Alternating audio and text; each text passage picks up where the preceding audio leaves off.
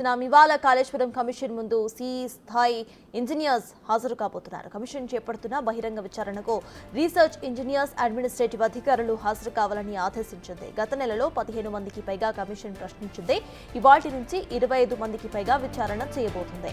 NDSA Pune report కోసం ఇప్పటికే commission లేఖలు కూడా రాసింది. ఇప్పటి వరకు జరిగిన విచారణలో తలతిక్క జవాబులు చెబుతున్న అధికారుల తీరుపై కమిషన్ మండిపడింది.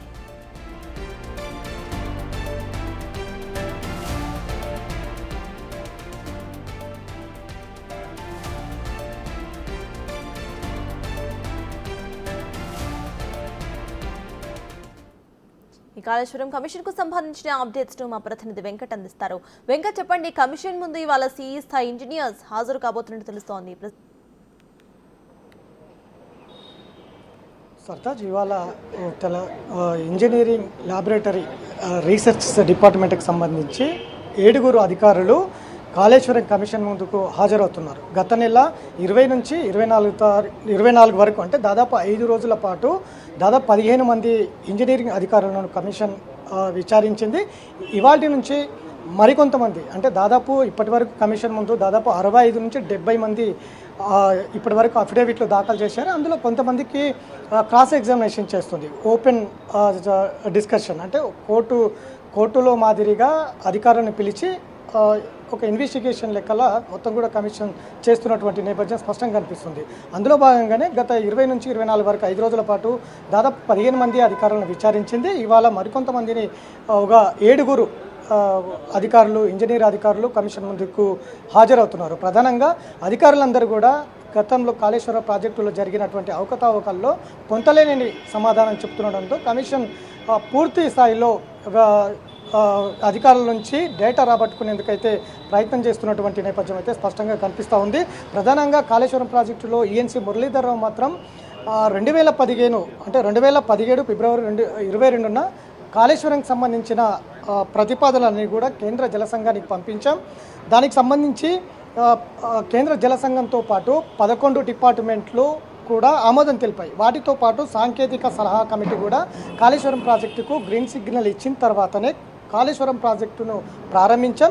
మొదటగా 18,25,700 ఎకరాలకు ప్రతిపాదించింది. ఆ తర్వాత అది 19,63,360 ఎకరాలకు పెరిగింది. ఆ తర్వాత ఇప్పటి వరకు కేవలం 98,570 ఎకరాలకు మాత్రమే, అంటే దాదాపు 19,63,000 పైచీలకు ఎకరాలకు ప్రతిపాదించినటువంటి కాళేశ్వరం ప్రాజెక్టు ఈ 10 ఏళ్ల కాలంలో కేవలం 98,000 ఎకరాలకు మాత్రమే నీరు అందించారనేది ఈఎన్సీ మురళీధరరావు కమిషన్ ముందర చెప్పింది. ఆ తర్వాత సుందిల్ల ప్రాజెక్టులు కూడా 58 గేట్లు ఉంటే 66 గేట్లకు పెరిగింది. అంటే ఈ ప్రతిపాదనలన్నీ కూడా ఎందుకు పెంచాల్సి వచ్చింది ప్రభుత్వం? కేంద్ర జల సంఘం కూడా ఏదైతే ప్రభుత్వం ఇచ్చినటువంటి ప్రతిపాదనలకే ఓకే చెప్పింది, కానీ తర్వాత ఎందుకు పెంచాల్సి వచ్చిందనేది కూడా ఇప్పుడు ఒక ప్రశ్నార్థకంగా ఉంది. దాని తర్వాత సిడిఓ అధికారులు వచ్చిండ్రు. ఇది ఈఎన్సీ తర్వాత సిడిఓ అధికారులు కమిషన్ ముందుకు వచ్చారు. సిడిఓ అధికారులు కూడా పూర్తి స్థాయిలో మాకు సంబంధం లేదు, కాళేశ్వరం డిజైన్ అంతా కూడా హైయర్ ఆఫీసర్ చెప్పినట్లే జరిగింది, కాళేశ్వరం డిజైన్ అంతా కూడా జరిగిన తర్వాత ఫార్మాలిటీ కోసం మమ్మల్ని ఇన్వాల్వ్ చేశారనేది కూడా సిడిఓ చీఫ్ నరేందర్ రెడ్డి చెప్పినటువంటి నేపథ్యం ఉంది. ఇట్లా అధికారులందరూ కూడా ఎవరికి వారే హైయర్ ఆఫీసర్ల మీద నెపం వేస్తుండడంతో మొత్తం కూడా కాళేశ్వరం ప్రాజెక్టుకు సంబంధించిన విచారణ కొంత జాప్యం జరుగుతుందనేది స్పష్టంగా అర్థమవుతుంది. అందులో భాగంగానే ఏదైతే అఫిడవిట్లు దాఖలు చేసినటువంటి అధికారులందరూ కూడా క్రాస్ ఎగ్జామినింగ్ చేస్తుంది. ఇందులో పూర్తిగా డేటా అంతా కూడా సేకరిస్తుంది. వారు చెప్పినటువంటి ఏవైతే కమిషన్ ముందు చెప్తున్నటువంటి అంశాలన్నీ కూడా పూర్తి స్థాయిలో రికార్డు కూడా చేస్తున్నటువంటి నేపథ్యం ఉంది. ఇట్లా ప్రతి అంశంలో కూడా అధికారులు దాటవేసే ధోరణి ప్రవర్తిస్తున్నారు. కాబట్టి గత ప్రభుత్వంలో ఇరిగేషన్కి సంబంధించిన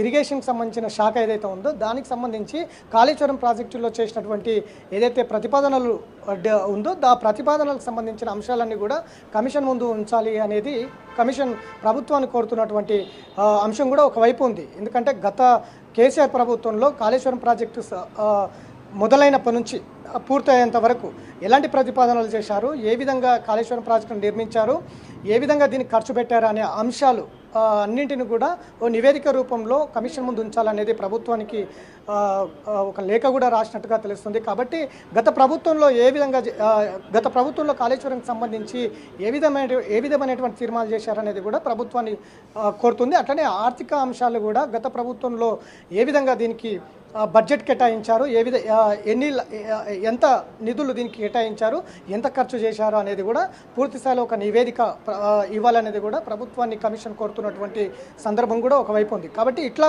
ప్రతి అంశంలో కూడా అధికారులను క్షుణ్ణంగా పరిశీలిస్తుంది. ఒక్కొక్క అధికారిని విడివిడిగా విచారిస్తోంది. దాదాపు ఒక్కొక్క అధికారిని దాదాపు గంటన్నర సమయం తీసుకొని పూర్తి స్థాయిలో ప్రాజెక్టు అంటే సాయిల్ టెస్టింగ్ నుంచి ప్రాజెక్టు డిజైన్, నిర్మాణం, అట్లనే క్వాలిటీ కంట్రోల్కి సంబంధించి అంశాలన్నింటిని కూడా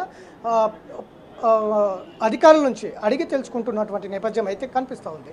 ఇట్లా అధికారులందరూ కూడా పూర్తి స్థాయిలో కమిషన్ ముందు సమాచారం అందించడం లేదు, మొత్తం కూడా హైయర్ ఆఫీసర్ల మీద వేస్తున్నటువంటి నేపథ్యం అయితే స్పష్టంగా కనిపిస్తూ ఉంది. కాబట్టి మొదటి దఫా అంటే గత నెల 20 నుంచి 24 వరకు విచారించినట్టు దాదాపు 15 మంది విచారించింది. 15 మంది నుంచి అధికారుల నుంచి కూడా కీలక డేటా సేకరించింది కమిషన్. ఇప్పుడు రెండవ దఫాలో కూడా పూర్తిగా ఇవాళ నుంచి అధికారులను విచారిస్తుంది కమిషన్. ఇవాళ 7 అధికారులను కమిషన్ ముందుకు రాబోతున్నారు. కమిషన్ కూడా బీఆర్కే భవన్కు చేరుకున్నారు. అధికారులు కూడా ఒక్కొక్కరు మనం చూసుకోవచ్చు. కమిషన్ కూడా ఇప్పుడే బీఆర్కే భవన్కు చేరుకున్నారు. ఒక్కొక్కరు అధికారులందరూ కూడా ఇవాళ ఎవరైతే కమిషన్ ముందుకు రావాలని నోటీసులు ఇచ్చారో వారందరూ కూడా బీఆర్కే భవన్కి వస్తున్నటువంటి నేపథ్యం ఉంది. ఇక వాళ్ళు గత కాళేశ్వరం ప్రాజెక్ట్ నిర్మాణంలో వారి పాత్ర ఏంది, ఏ విధమైనటువంటి నిర్మాణంలో మీ పాత్ర ఏంది, ఏ విధంగా మీరు అందులో ఇన్వాల్వ్ అయి ఉన్నారు, మీరు అందులో కాళేశ్వరం ప్రాజెక్టు నిర్మాణం కావచ్చు, డిజైన్ కావచ్చు, మొత్తం ప్రాజెక్టు నిర్మాణానికి సంబంధించిన అంశంలో మీ పాత్ర ఏందనేది కమిషన్ అడిగి తెలుసుకుంటున్న నేపథ్యం ఉంది. అధికారులు చెప్పే అంశాలన్నీ కూడా నోట్ చేసుకుంటుంది, డేటా అంతా సేవ్ చేసుకుంటున్నటువంటి నేపథ్యం కనిపిస్తుంది. ఇట్లా ప్రతి అంశంలో కూడా కాళేశ్వరం కమిషన్ పూర్తి స్థాయిలో డేటా సేకరించే పనిలో ఉంది. ఫైనల్గా ఈ అధికారులందరూ చెప్పే అంశాల అన్నింటినీ పరిగణలోకి తీసుకొని భవిష్యత్తు ముందుకు వెళ్ళే అవకాశం అయితే స్పష్టంగా అనిపిస్తుంది. ఇప్పటికే ఎన్డీఏసీ రిపోర్ట్ కోసం ఒక లేఖ రాసింది, విజిలెన్స్కి సంబంధించిన రిపోర్ట్ కోసం కూడా మరొక లేఖ రాసింది, ఇటు ఇరిగేషన్కి సంబంధించిన డిపార్ట్మెంట్కి కూడా ఒక లేఖ రాసింది. మీ దగ్గర ఉన్న సమాచారం అంతా కూడా పూర్తి స్థాయిలో ఇవ్వాలనేది.